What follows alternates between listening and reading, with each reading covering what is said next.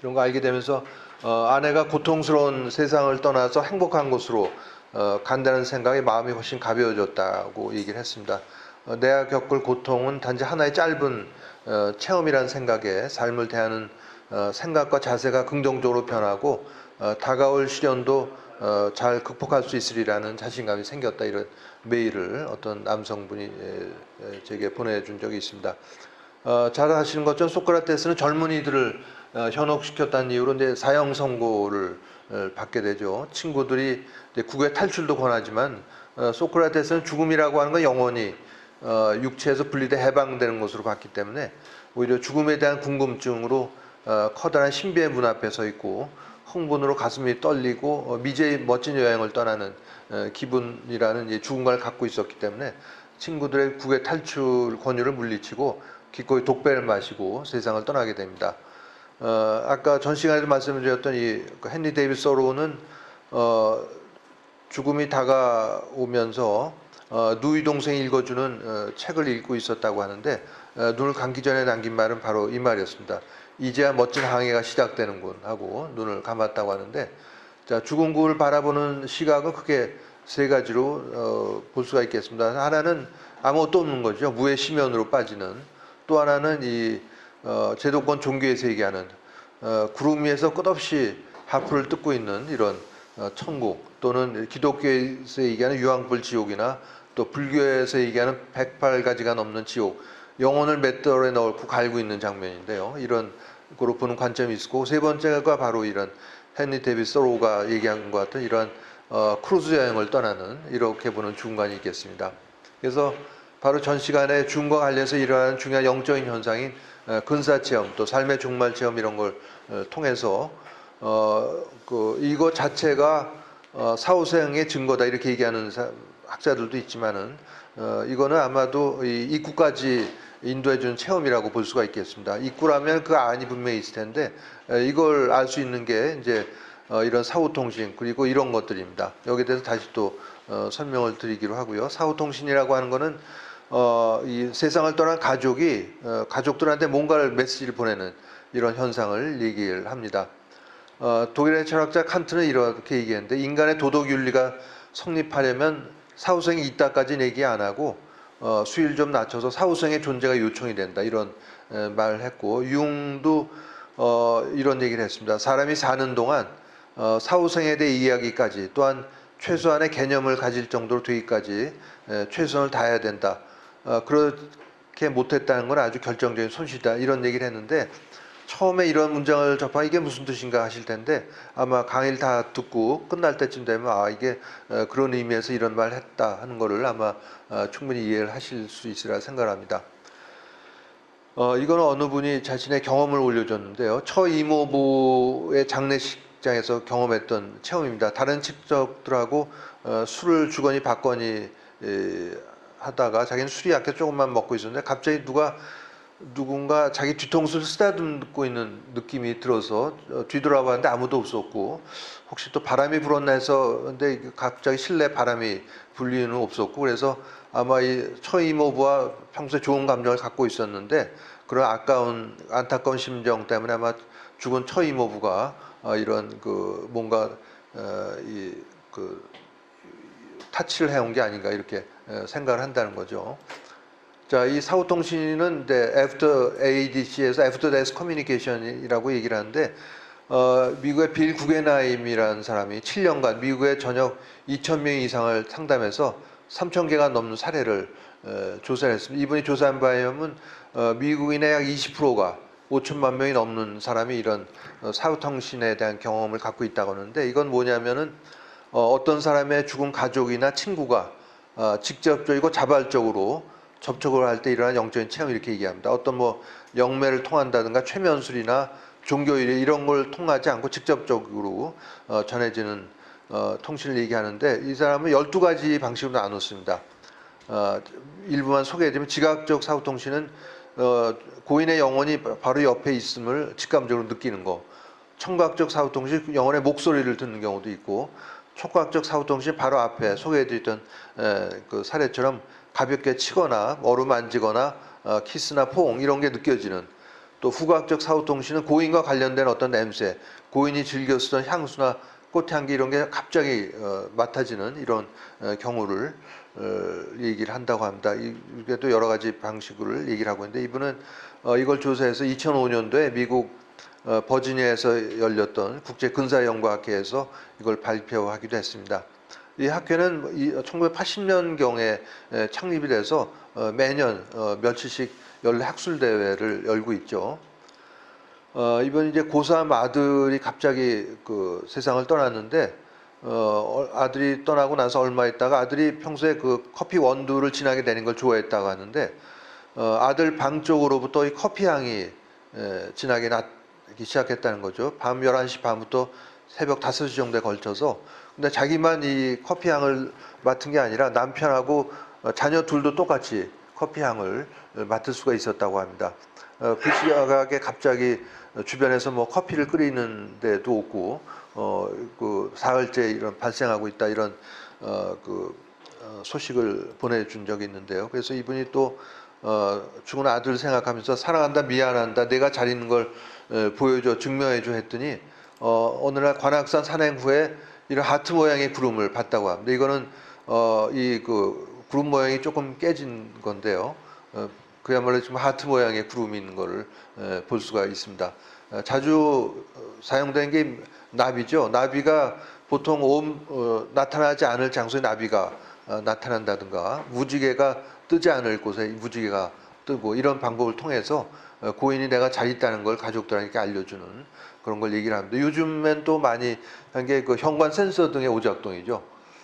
센서 등이 한 번도 고장 난 적이 없는데 가족이 세상을 떠나고 나서 얼마 동안 계속 꺼졌다 켜졌다를 반복한다든가 이런 일들이 일어나고 이런 것들이 주변에서 자주 관찰되는 사후통신의 사례들입니다. 이거는 어느 목사 부부의 사례인데요. 이거 2009년에 한겨레 신문에 보도됐던 내용입니다. 이 부부가 목사였는데 남편 최희동 목사가 40살의 젊은 나이로 교통사고로 갑자기 사망을 합니다. 장례식장에서 그 조문객으로 지인과 포옹을 하던 도중에 이 부인 목사가 이 남편의 존재를 느끼면서 남편으로부터 어떤 메시지를 받게 되는데 뭐냐면 지금 상상도 할 수 없을 만큼 너무 좋은 곳에 와 있고 이제 세상에서 더 할 일이 없기 때문에 떠났다 하면서 자신과 남겨진 두 아이를 위로를 했다고 합니다. 그래서 이런 메시지를 전해받고 나서 공황 상태에서 벗어나서 목회 활동을 계속할 수 있었다 이렇게 얘기를 하고 있습니다. 이건 제가 근무하던 병원에 어떤 간호사가 얘기해 준 내용입니다. 평소 친하게 지냈던 옆집에 살던 이웃 언니가 있었는데 남편 직장 문제 때문에 일산으로 이사를 갔고 그 뒤로 간간히 전화하면서 소통도 했고 한번 만난 적도 있는데 이 언니가 어느 날 갑자기 꿈에 나타났다는 거죠. 그러면서 잘 지내 그러고 인사를 했다고 합니다. 그래서 그 다음 날 언니한테 그 안부 문자를 넣었더니 언니가 아니고 남편한테 회신이 왔는데 며칠 전에 세상을 떠났고 오늘이 49제다. 아마 아내가 보고 싶은 사람에게 인사를 하고 갔나 봐요. 이렇게 얘기를 했다고 합니다. 그래서 이게 그냥 컴플렉스가 투사된 거라고 볼 수 없는 게 이분은 이 언니가 죽었다는 사실 전혀 모르고 있었기 때문에 이걸 컴플렉스라고 투사된 걸 볼 수가 없는 것이고 사후통신으로 보는 게 훨씬 더 합리적이라 얘기할 수가 있겠습니다. 이거는 2014년에 그 TV 서프라이즈에 나왔던 내용이고 또 이거 말고도 외신을 통해서도 크게 보도됐던 내용입니다. 이란의 한 어머니가 아들 둘을 두고 있었는데 작은 아들은 오토바이 사고로 사망을 하고 큰 아들하고 지내고 있으는데 큰 아들이 어머니 생일날 생일 선물 사러 갔다가 동년배 젊은이하고 말다툼이 붙어서 칼에 찔려 죽고 맙니다. 결국 이제 그 범인이 체포가 되는데 그 아들 죽인 범인이 부모가 찾아와서 매일 용서를 빌죠. 그러나 큰 아들 잃어버린 어머니는 난 그놈을 내 손으로 찢어 죽여도 시원치 않다고 부모한테 이렇게 얘기를 합니다. 그리고 살인범을 계속 면회를 갑니다. 왜 면회를 갔냐면 아들 죽인 내 얼굴을 보면서 내 복수심을 잃지 않으려고 매일 찾아갔다는 거죠. 7년 뒤에 사형 집행이 있는데 이란에는 피해자의 가족이 사형 집행에 관여를 할 수 있다고 합니다. 이에는 이 눈에는 눈이라는 율법에 따라서 피해자가 그 피해자의 가족이 사형 집행을 할 수 있게 돼 있는데 교수형을 하게 돼 있으니까 목을 맨 밧줄 살인범의 목에 밧줄이 걸려 있고 의자를 치워버리면 이제 그 교수형이 이루어지는데 놀랍게도 이 어머니가 교수형을 하는 대신에 뺨을 몇 대 때리고 용서를 해줬다고 합니다. 어떤 일이 있었냐면 사흘 전에 사형 집행 사흘 전에 죽은 큰아들이 나타나서는 비몽사몽간에 나타난 거죠. 복수를 그만두라고. 복수는 순간일 뿐이고 저는 먼저 죽은 동생과 아주 좋은 곳에서 잘 지내고 있다고 하면서 어머니도 복수심을 내려놓고 편하게 지내라 이런 얘기를 하고 사라졌다고 합니다. 그래서 이게 어머니의 어떤 그 컴플렉스가 투사된 거다 이렇게 볼 수 없는 거는 7년 동안 복수심을 벼려왔던 거죠. 계속 찾아가서 얼굴 확인하면서 복수심이 무뎌지는 걸 막기 위해서 찾아갔던 어머니이기 때문에 이거를 그 컴플렉스가 투사된 거로는 전혀 볼 수가 없는 것이고 꿈을 통한 큰아들로부터의 사후통신 사례라고 보는 게 또 합당하다고 볼 수가 있겠습니다.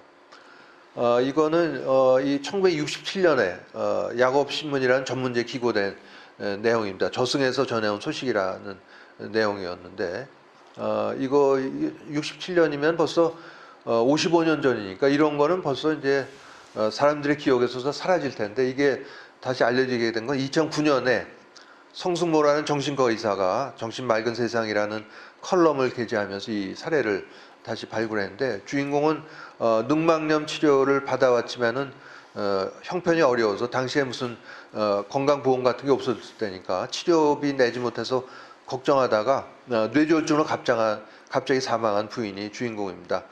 이 죽은 부인이 어디에 나타나냐면 이 사망한 부인의 딸이 다니던 절에 스님 꿈에 나타나가지고는 내 옆구리가 아픈데 내 딸한테 말해주세요. 그럼 딸이 알 것입니다. 이렇게 얘기를 했다는 거죠. 꿈속에서. 그래서 이 딸이 스님으로부터 이 얘기를 전해 듣고 이게 죽은 엄마가 치료비를 갖다 드리라는 뜻이다. 이걸 파악하고 치료비를 들고 병원을 방문해서 이게 알려지게 된 거죠.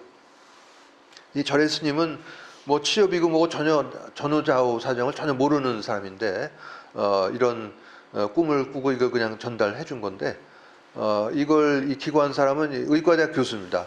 당시 서울의대 교수였던 허인목 교수 분이 이걸 기고를 한 건데 기고를 하면서 이런 그 내용의 글을 올렸습니다. 사람이 죽어도 영혼이라는 게 남아서 천당에 가든지 지옥에 가든지 또는 불교에서 말하는 극락에 가든지 어디인가 가는 곳이 있는 게 아닐까. 그러지 않고서 어떻게 이런 일이 일어날 수 있겠는가 이렇게 얘기를 하고 있습니다. 유물론과 실증주의에 가까운 과학교육으로 무장한 현직 의과대학 교수가 이런 걸 경험을 하고 이런 사례를 신문에 이제 기고를 했던 것이죠. 아까 말씀드렸던 이 폰 프란스 여사의 어느 아는 지인이 어떤 문제를 찾았는데 뭐냐면은 죽은 사람이 5번이나 꿈에 나타났는데 이게 어떻게 된 거냐 물으러 온 거죠. 그랬더니 폰 프란스 여사는 3번은 당신의 콤플렉스가 꿈으로 투사된 거지만 2번은 죽은 사람이 진짜 다녀간 거다. 그랬더니 이 사람이 깜짝 놀라서 스승인 융을 찾아가서 똑같이 물었는데 융도 똑같이 대답을 했다고 합니다. 그래서 이제 각 고등 종교마다 사후세계에 대해서 다 얘기하고 있긴 하지만 신자들 특히 교화할 목적으로 교리 발전 과정에서 윤색이 많이 가해져서 실체를 정확히 알기 어려운 그런 문제점이 있다. 얘기를 드릴 수가 있겠습니다.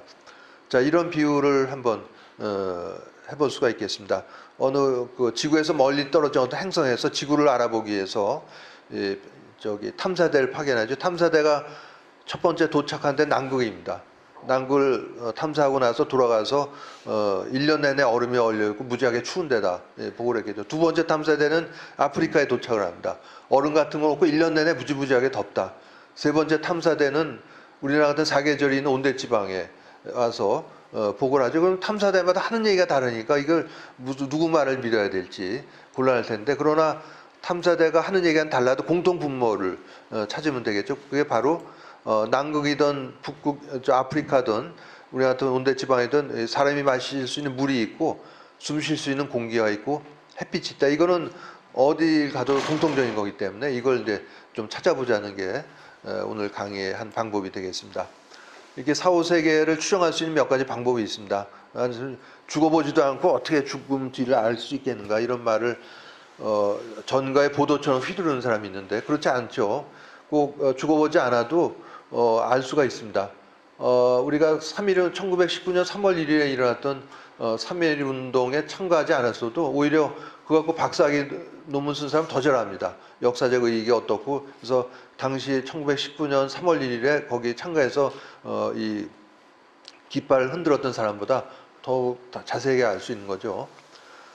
첫 번째는 이 신비가들입니다. 수백 년에 걸쳐된 기술된 신비가들의 체험이 있는데 각 종교, 불교나 기독교, 유교, 이슬람교 이런 각 고등 종교마다 다 신비가들이 있고 기독교, 불교 같은 세계 종교가 교리에서 아주 다른 모습이란 거 아마 잘 아시는 바 같은데 신비주의가 되면 모두 하나가 된다 이렇게 얘기를 합니다. 두 번째는 영적인 능력을 갖춘 영매, 세 번째는 아이들의 자발적인 전생기억인데 일부 아이들이 2살 무렵부터 시작을 해서 한 7, 8살까지 자기의 전생을 얘기하기 시작을 했는데 그 뒤로 이제 기억이 이제 사라지게 되죠. 네 번째는 최면을 통한 퇴행 시술로 축적돼 이런 걸 통해서 우리가 그 사후 세계의 작동 원리를 알아볼 수 있겠다 얘기를 드릴 수가 있습니다.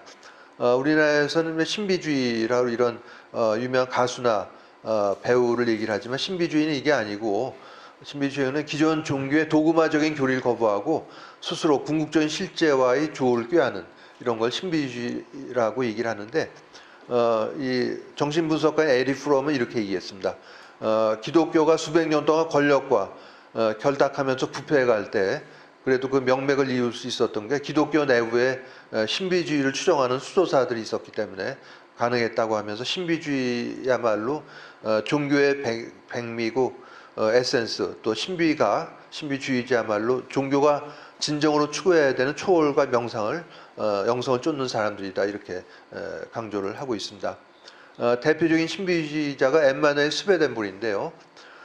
이분은 스웨덴의 그 루터교 고위 성직자 집안의 아들로 태어났습니다. 부모는 목사가 되길 바랐지만 이분은 과학자로 많은 저술을 남겼고 광산국에서 일하면서 이제 국회의원으로도 활동했는데 이러다가 57살 때 어떤 빛을 보는 극적인 경험을 한 후에 지금까지 해오던 일을 전부 다 그만두고 책상 위에다가 성경책 두고 만두고 이런 체외 이탈의 방법으로 그 연결 드나들면서 수많은 저술을 남기게 됩니다. 27년 동안 그 연계를 탐사하다가 1772년에 세상을 떠났는데 그가 유명하니까 이제 스웨덴 여왕이 진실성 테스트도 합니다. 그 스웨덴 여왕이 그 스웨덴볼에게 낸 시험 문제는 뭐냐면 10년 전에 죽은 장군이 남긴 편지가 있는데 당신은 공개하지 말라고 했지만 이제 10년이나 지났으니까 편지 내용을 알아맞혀 보라는 거였죠. 그래서 스웨덴볼이 이런 체비탈의 방법으로 영계에 건너가서 죽은 장군을 만나서 그 편지의 내용을 듣고 와서 다시 얘기해주는 이런 진실성 테스트도 받게 됩니다. 아마 이 시대는 그런 마녀 재판, 종교 재판이 있을 때니까 충분히 그런 대로 넘어갈 수 있었는데 실제로 종교 재판에 넘어간 적도 있는데 이런 사회적 배경도 있고 해서 무사히 통과를 했다는 거죠. 아까 그 독일의 철학자 칸트의 비판도 받았지만은 후에 인정을 받았다고 하고 특히 존 웨슬리라는 어느 목사가 그런 생각을 했다고 합니다. 스웨덴보리가 유명하니까 한번 만났으면 좋겠다 이런 생각을 했는데 어느 날 스웨덴보리가 웨슬리한테 편지를 보낸 거죠. 당시 무슨 이메일이 있을 때도 아니고 단지 그냥 만났으면 좋겠다 생각을 했는데 스웨덴보리가 무슨 편지를 보내냐면 내가 1772년 3월 29일 날 영계로 가서는 다시 오지 않을 거기 때문에 그때까지 시간이 있으면 만나도 좋겠다 이런 편지를 보내고 이 목사가 깜짝 놀랐다는 그런 일화가 있습니다. 굉장히 많은 일화들이 있는데 생략을 하기로 하고요. 스웨덴보리를 칭송한 서양의 거성들이 굉장히 많습니다. 지금 얘기한 칸트나 괴테 또 융, 프랑스의 소설가 발자크는 그가 인류의 모든 종교를 하나로 만들었고 그에게서 최고의 진리를 엿보았다 이런 얘기를 하기도 했고 영국의 역사학자 칼라일이나 미국의 철학자 에머슨 또 선불교를 서양에 전파 일반의 다이세스 같은 분은 그가 북구의 아리스토텔레스고 서양의 부다다 이런 말을 남기기도 했습니다. 이때만 있던 게 아니고 20세기에 들어서도 이런 신비가들이 있는데요. 유명한 이름이 다스칼로스입니다. 다스칼로스는 공무원을 은퇴한 평범한 할아버지였고 이 지중해의 성자로 불렸지만 또 다른 말로는 마법사 또 악마 내통한 주술사 이런 별명을 듣기도 했는데 또 다른 분으로는 덴마크의 회계사 출신 마르티누스 이런 인물들이 있습니다. 이런 분들이 다 4, 5세기를 넘나들고 초자연적인 힘을 이용해서 병원에서 고치지 못하는 병을 치유하기도 했다고 하는데 이분들이 다 사람들의 건강과 영적인 성장 또 자각을 위한 일에 평생을 바쳤다고 전해집니다. 자, 이런 신비가들이 하는 말이 진실한가를 우리가 보통 사람은 알기가 어렵죠. 그건 아마 2차원 평면에 사는 존재들이 3차원 진실을 알지 못하는 것과 같은 이치다 이렇게 얘기를 드릴 수가 있는데 그러나 어떤 이성적인 추론을 사용해 보면 그 주장을 검색해 볼 수가 있겠습니다. 첫 번째는 200~300년이 넘은 다른 시대 또 다른 문화권에 살았지만 이들이 표방한 주장은 크게 유사하고 큰 틀이 일치한다. 두 번째는 이들이 모두가 흔들리지 않는 내적인 일관성을 가진 인물들이었고 세 번째는 모두가 큰 자비를 지닌 도덕가였다는 점이죠. 그래서 이런 도덕가 또 일관성을 가진 인물들이 하는 내 얘기를 그냥 그 황당한 주술사가 하는 얘기 정도로 흘려보낼 수는 없겠다 이렇게 얘기를 드릴 수가 있습니다. 특히 다스칼로스 같은 경우는 병원에서 고치지 못한 병을 치유하는 그런 신유 행위를 하기도 했는데 이걸 하거나 절대로 돈을 받지 않았다고 합니다. 왜냐하면 이건 대우주의 법칙에 어긋난다. 왜냐하면 우주를 관통하는 원리는 사랑밖에 없기 때문에 이거 돈을 받고 그런 거는 이 법칙에 어긋난다는 이유로 절대 이제 거부를 했다고 얘기합니다. 이런 신비가들이 사후대에 대해서 얘기하는 거 보면은 우리가 육신은 비록 소멸하지만 육신을 움직였던 이 영혼 분멸의 자아는 일정한 파동으로 진동한 에너지체로 존재한다는 거죠. 영계에서 모든 게 파동으로만 존재하게 되는데 파동이 바뀌는 게 바로 물을 예를 들 수가 있습니다. 액체로서의 파동을 갖는 물에서 고체로서의 파동을 갖는 얼음 또 기체로서의 파동을 갖는 수증기 이 파동이 변하면서 이렇게 존재하게 되는 거죠. 그래서 신비가들이 보고하는 바에 의하면은 그 영계 사후세계에서는 비슷한 파동 진동수를 짓는 영혼들끼리 만나게 된다.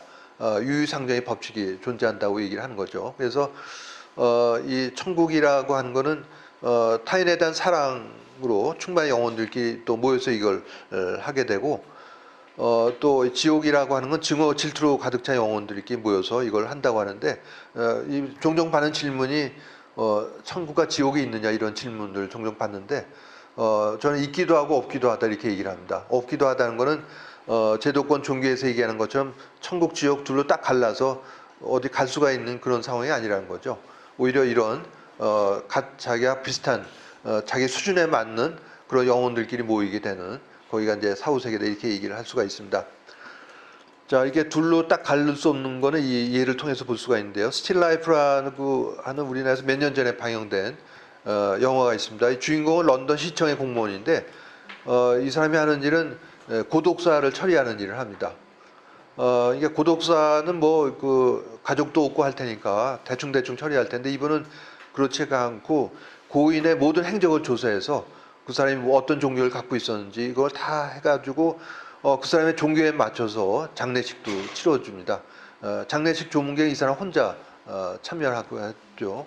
그러다가 어떤 노숙자의 고독사를 처리하다가 이 노숙자에게 어떤 가족이 있다는 걸 알게 됩니다. 그래서 딸을 만나러 보게 되는데 이런 행적을 추적하다가 이 사람이 비록 그 개차바 같은 이런 삶을 살면서 가족들에게도 이러한 등을 돌리고 살았지만은 영국이 오래전에 아르헨티나와 전쟁을 한 적이 있었는데 포클랜드 전쟁 그때 고독사 노숙자는 자신의 목숨을 내걸고 동료의 그 생명을 구하기도 한 일이 있었던 것이죠. 그러면 이 사람은 개차바 같은 삶을 살았기 때문에 지옥으로 가는 게 맞을지 사람의 목숨을 구했으니까 천국으로 가는 게 맞을지 어려운 거죠. 이렇게 사람의 행동을 둘로 구별짓는다는 거는 교회 같은 데는 천국 지옥 딱 갈라서 얘기하면 그렇지가 않고 오히려 이렇게 많은 스펙트럼으로 이루어진 자기의 수준에 맞는 대로 가는 게 간다. 이 신비가들이 얘기하는 게 더 맞다고 볼 수가 있겠습니다. 자, 이게 막 이런 그 우화도 많이 들어보셨을 거예요. 사후세계에서는 1m가 넘는 젓가락으로 식사를 하는데 지옥에서는 아수라장이고 비명소리가 그치지 않는데 천국에서는 그 웃음소리가 그치지 않는다는 거죠. 그 봤더니 천국에서 이걸로 다른 사람 입에 넣어주기 때문에 식사도 잘하고 웃음소리가 그치지 않는데 지옥에서 이걸로 지 입에다 넣으려고 하니까 비명소리가 그치지 않는 아수라장이다. 이런 우화를 아마 들어보신 적이 있을 겁니다. 이 이스트라는 영화는 뭐 이 사후세계나 죽음을 다룬 건 아니지만 실제 영화에 보면 그런 장면이 나온다. 두 손을 결박한 채 식사를 하게 하죠. 그래서 어떻게 식사하는 모습을 보는데 처음 여기 가입한 사람은 그 자기가 자기 입에다 넣으려고 하니까 무지무지 고생을 하지만은 여기 오래된 회원들은 숟가락을 떠서 상대방 입에 넣어주는 걸 합니다. 바로 이 장면이 연상이 되는데 그래서 이런 이분법보다는 많은 영혼 집단으로 이루어져 있다는 게 신비가들이 전하는 바입니다. 신비가들에 보면 그 죽은 뒤에 진입하는 1차 영역, 그 1차 영역과 편의상 2차 영역, 본약 둘로만 나누는데 영혼은 지상에서 알고 있었던 자신의 세계를 그대로 창조한다고 얘기를 합니다. 그래서 이건 다스칼로스가 직접 목격했던 내용인데요. 평생 남을 헐뜯고 유혹하기를 좋아했던 여자가 죽은 다음에 어떻게 하고 있는가 봤더니 죽고 나서도 자기가 늘 욕했던 사람들 자기의 사냥으로 만들어내서 거기서 계속 싸움박질을 하고 있다는 거죠. 죽고 나서도. 또 일만 하다 죽은 일 중독자를 봤더니 죽고 나서도 자기의 이 사념으로 사무실을 만들어놓고 온갖 일거리를 흔들었고 그 안에서 또 지내고 있더라. 물론 그게 계속 되는 건 아니겠지만 그래서 이제 이런 그 자식이 알고 있던 자기가 친숙한 세계가 펼쳐진다는 것을 알 수가 있습니다. 그래서 이제 그 육신을 막 벗어난 신탄 영혼은 사후 1차 영역에 머물게 되는데 이때 고독감이나 무력감 또 부족감 같은 거를 절실하게 경험하면서 새로운 돌파구를 찾게 된다고 얘기했는데 이 다행스러운 건 우리가 육신을 벗고 영계 그냥 내팽겨쳐지는 게 아니라 고도로 진화된 어떤 영적인 존재들의 도움을 받게 되는데 이들의 도움을 받아서 수십 년간의 삶을 통해서 끼인 심적인 찌꺼기를 청소하고 영혼의 주파수를 높인 다음에 다른 영역에 진입을 할 수 있게 된다 이렇게 얘기를 합니다. 어떤 도와주는 고도로 진화된 영혼이 있다는 것은 굉장히 이제 희망적인 사항이라고 할 수가 있겠습니다. 남을 도와주고 싶어 안달이 영혼 이렇게 얘기를 하기도 합니다. 또 하나 이제 드는 질문은 그럼 그 죽은 영혼이 가족들한테 나 잘 있다 이렇게 메시지 좀 전해주면 좋을 텐데 왜 이걸 안 되는가? 그거는 이게 죽은 뒤 육신이 사라지면 아까 얘기 드린 것처럼 우리는 일정한 파동으로 진동하는 에너지체로만 존재하기 때문에 주파수, 파동 횟수가 달라서 소통이 어렵다는 거죠. 마치 라디오 AM 수신기만 갖고는 FM 방송을 들을 수 없는 것과 마찬가지다, 이치다 이렇게 비유를 해볼 수가 있겠습니다. 이 천국보다 아름다운의 이 주인공은 이번 소아과 의사죠. 로빈 윌리엄스가 또 부인군은 화가이자 미술관 큐레이터고 그 둘 사이에 그 자녀가 있었는데 교통사고로 죽고 나서 둘 갑자기 잃게 됩니다. 자녀들을. 그 4년 반 뒤에 이 주인공이 퇴근길에 그 교통사고 현장을 목격하고 부상자를 구하러 가다가 뒤에서 과속으로 달려온 차에 쳐서 사망하게 됩니다. 주인공의 사망 후에 벌어진 일을 여기서 그리고 있는데 자기 장례식에도 참여하죠. 부인에게 울고 있는 부인에게 뭐 전달하려고 하지만 소통이 되지 않습니다. 또 주변에는 완전히 물감으로 채색된 환경이 펼쳐지게 되는데 이거는 늘 평소에 부인과 이 미술 작품에 대해서 얘기를 해왔기 때문에 자기가 익숙한 환경, 이 물감으로 펼쳐진 세계가 나오게 됩니다. 또 이 불치병을 안락사시켰던 반려견도 만나는 이런 장면이 나오게 되죠. 아까 말씀드린 대로 자기 생각대로 펼쳐지는 주변 환경이 중요하다는 걸 알 수가 있습니다. 신비가에 대해서 영매에 대한 내용인데요. 고스트 위스퍼러는 미국에서 5년간 인기에 방송됐던 우리나라도 케이블 TV에서 종종 방영이 되기도 하는데 이거는 메리앤 윙코스키라는 실존 인물을 모델로 하고 있습니다. 현재는 아마 70이 넘었을 텐데요. 이분이 쓴 어스바운드라는 책도 있고 어린 시절의 메리 윙코스키를 보여주고 있습니다. 이번 2살 무렵 걸음마 시작할 때부터 이 외할머니가 이 손주를 데리고 장례식장마다 돌아다닌 거죠. 그리고 이 메리 윙코스키는 그 외가 쪽에 이런 전통이 있다고 하는데 외할머니가 이런 죽은 사람의 영혼과 소통을 하고 어머니는 건너뛰고 자기 또 두 딸 중에 하나가 그런 영혼이 있다고 하는데 어린 시절의 메리 윙코스키의 모습이 되겠습니다.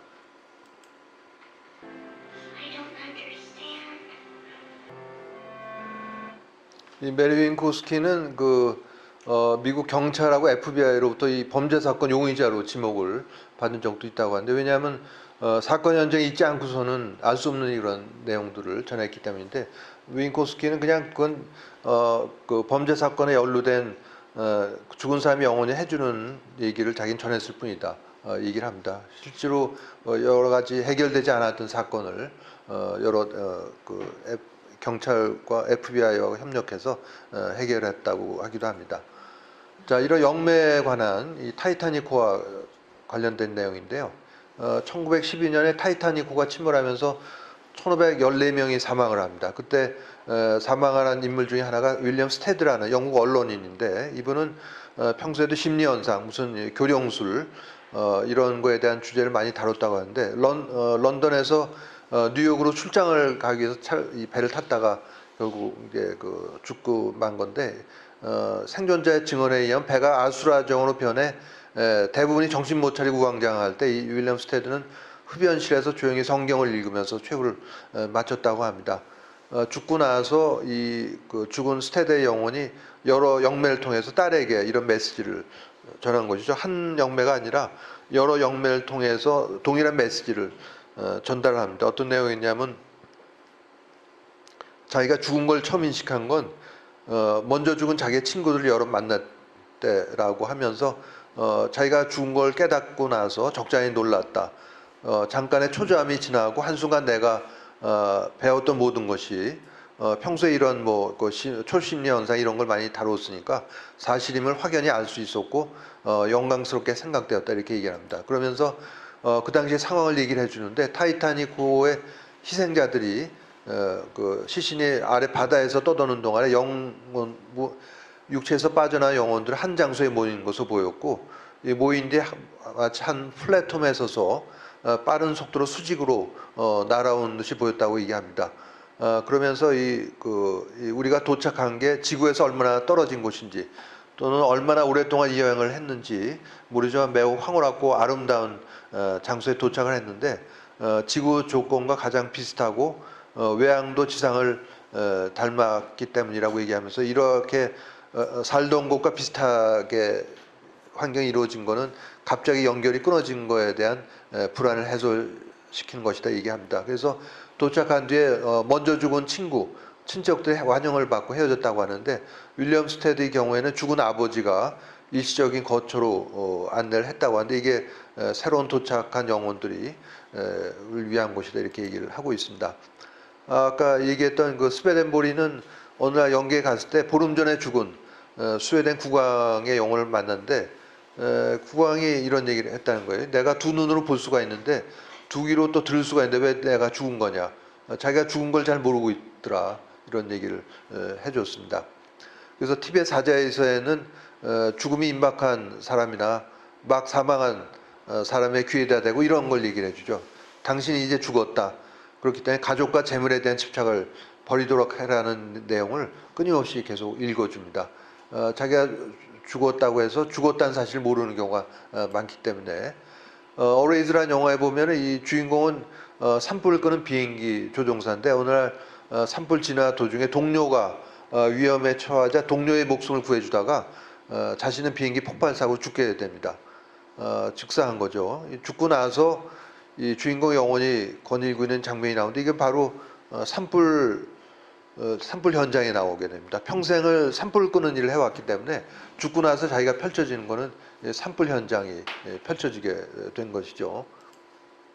그래서 이제 아까 이제 영매를 통해서 전해지는 내용들 보면 윌리엄 바렛은 아일랜드 왕립과학원의 물리학 교수였고 이분은 이 삶의 종말 체험에 관한 데스페 비전에 관한 이제 그 조사를 해서 책을 내기도 했는데 이분이 사망하고 나서 부인에게 이런 메시지를 전합니다. 물론 영매를 통해서 잠시 휴식을 취한 후에 나는 마치 방학 여행 중에 멋진 새로운 곳을 탐험하려는 소년같이 느껴졌다 얘기하면서 그 장소에 관해 듣고 추측하고 꿈꿨던 것보다 훨씬 좋다는 것을 알았다 이렇게 얘기를 합니다. 또 어떤 인물은 그 죽고 나서 아들에게도 이런 메시지를 전하는데 내가 더 아름다운 환경과 행복감에 둘러싸여 있을 뿐만이 아니라 감사하는 능력이 아주 확장되었다 얘기합니다. 사람들이 이전에 살아있을 때죠. 아름다운 꽃이나 장엄한 풍경들 제대로 감상하지도 못하고 지나쳐 왔다는 걸 알게 될 거다 하면서 우리가 육신을 벗어나게 되면은 감상하는 능력이 1000배는 더 커지기 때문에 완전한 아름다움을 볼 수 있다 이렇게 얘기를 하는데 이거는 어느 정도 수긍이 가는 내용인데 우리가 살아있을 때는 어떤 물체를 보려면은 그 물체의 상이 눈에 수정체를 통해서 굴절이 돼서 망막에 맺히고 이게 다른 여러 신경 통로를 통해서 뇌의 시각을 담당한 피질까지 전달이 되는 여러 통로를 거쳐서 보게 되는데 육신이 없을 경우에 그냥 바로 직접 보게 되기 때문에 1000배나 더 감사하는 능력이 커진다. 이 말을 우리가 여기에 비춰서 이해해 볼 수가 있겠습니다. 자, 1차 영역에 진입한 후에는 이렇게 얘기합니다. 원래가 다 불성과 신성을 가지고 맑고 수수했던 영혼이지만은 수십 년간의 삶을 통해서 이제 오염된 찌꺼기가 쌓이게 돼 이걸 정하는 작업을 거치게 되고 또 손상된 영혼에 대한 치유와 복구 작업이 이루어지게 된다 얘기를 합니다. 자살한 경우에는 상당히 고립이 된다고 하는데 이거는 어떤 절대적인 심판관에서 어디로 뭐 유배를 보내는 게 아니라 본인이 만들어 놓은 그런 어떤 부정적인 환경에 상당히 갇혀 있게 됐다고 얘기하는데 계속 있게 된 건 아니고 아까 말씀드린 고도로 진화된 영적인 존재들의 도움을 받아서 여기서 이제 어느 순간 빠져나올 수 있게 된다 얘기를 하는 거죠. 다만 이제 이 부정적인 환경이 자기가 만들어 놓은 거기 때문에 누가 아무리 도와주려고 해도 도와주지 않고 본인이 간절한 마음에서 도움을 청해야 여기서 이제 빠져나올 수 있게 된다고 얘기를 합니다. 또 하나 이제 부정적인 에너지가 심한, 예를 들어서 뭐 연쇄 살인범이라든가 이런 경우에는 고립돼서 정화되는 그런 과정을 거치는데 이건 마치 이러한 이 지상에 살면서 병이 심할 때는 이런 중환자실에 따로 들어가서 치료를 받는 것과 같은 이치다 이렇게 이제 비유를 간단하게 해볼 수가 있겠습니다.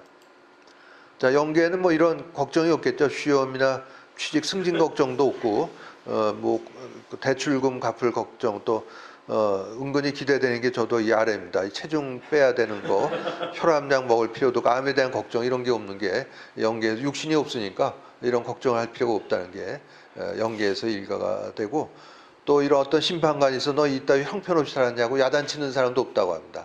이거는 스스로가 자기 자신을 판단하기 때문에 그런 건 없다는 것이죠. 그래서 이제 그 다음에 2차 영역 본향이라고 얘기하는데 이렇게 되면 우리가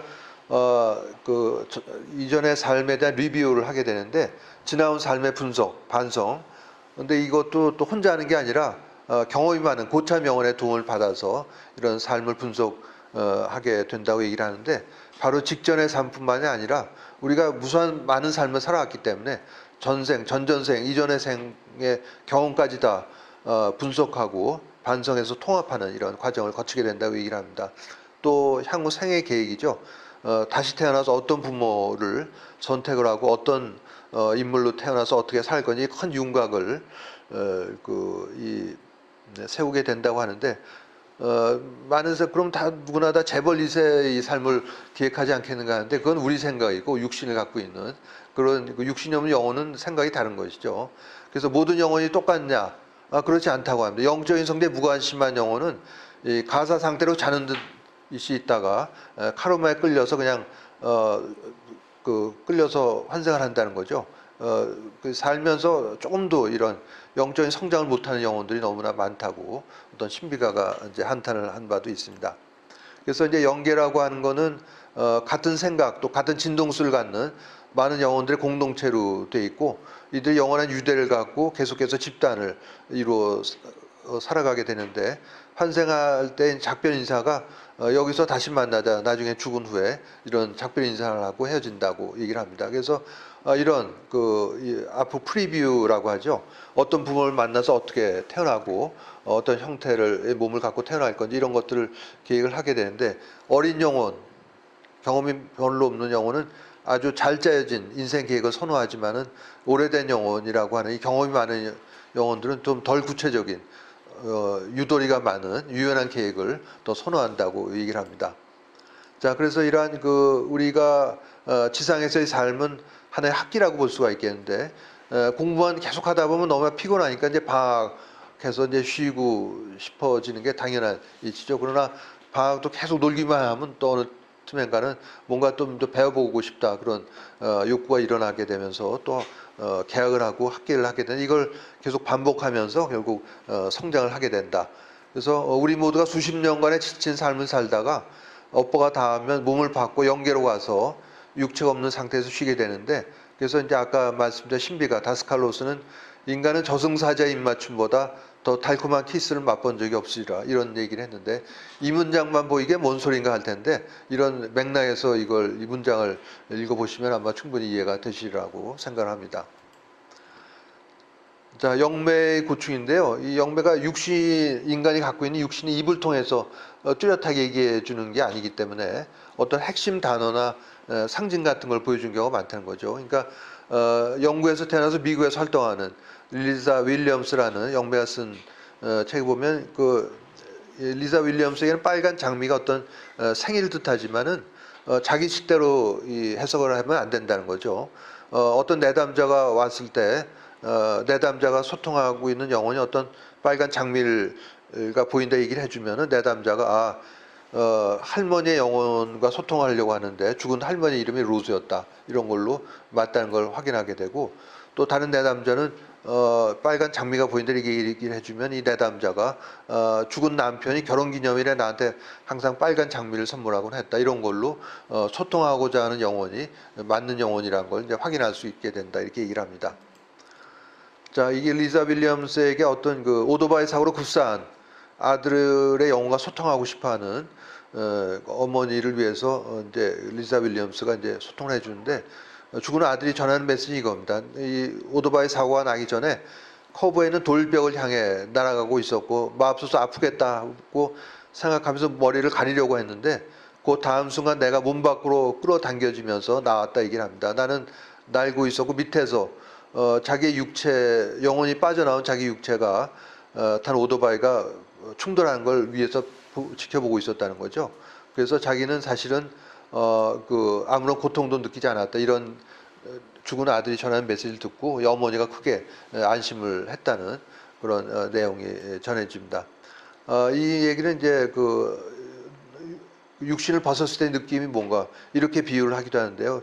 온몸에 아주 심각한 타박 골절상을 입고 온몸에 기붓을 감고 있다가 이게 다 나와서 이게 다 풀고 가볍게 조깅할 때의 상쾌함 이렇게 얘기를 하기도 합니다. 자, 요까지만 보고 이제 휴식 시간을 갖도록 하죠. 이 리자 윌리엄스 실제 이 상담 장면인데요. 이 상담한 내담자는 배우자가 사망한 그런 사람입니다. 한번 다 보기로 하죠, 같이. I'd like to welcome my next guest, Paige. Hi, how do you feel? Good? How are you doing here? 네, 여기까지 하고 7분 정도 휴식 시간 있고 4시 15분에 세 번째를 시작하겠습니다.